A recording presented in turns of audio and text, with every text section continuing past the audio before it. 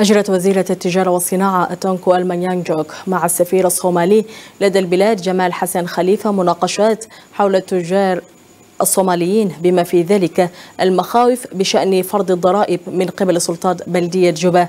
وأكدت الوزيرة أن وزارتها سويا مع البلدية سيعملان لمعالجة القضايا، وأشادت بمساهمة التجار في دعم الاقتصاد. Talk about a lot of issues, especially between Somalia and South Sudan, how they have been cooperating in the past. And of course, we all know how much Somalians who are in South Sudan, the business community especially, has contributed into our economic growth. We see there are many businesses such as construction and general trading, the goods in the market. We find even fuel. And even if you look at money transfer, among others, that are dominated by many Somalis. And therefore, it is important to say that such a relationship is important to be reciprocated. We know that they've been here, not only even in the capital, but if you go all over South Sudan, their presence is felt.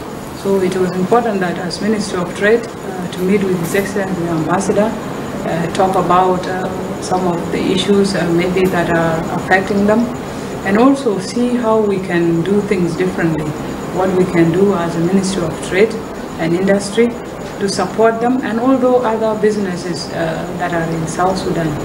And it is important, also important that we talk about is that yes, Somali has been here for very long, and it has specific areas where they have been specializing.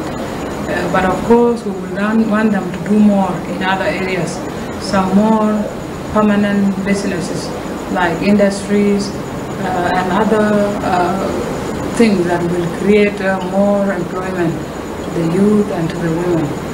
These relationships that have been existing, that we need to continue strengthening them and ensure that we work together in all kinds of work, because without development, South Sudan cannot move forward. And it is the private sector actually that brings up a country. It is not the public sector.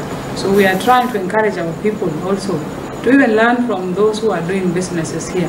There are some who have been employed by such companies to work in the private sector. And of course, Somalia has a very strong business community here in Juba, South Sudan, and so those are a lot of things we really discussed. And I really appreciate her hospitality and great welcome was received by her and other colleagues in the office. So looking forward to meet more some other times, and we really discussed very important issues in terms of investing in this country's security, bilateral relationships to the two nations, and many more. So with this, I would like to conclude my remarks by saying this.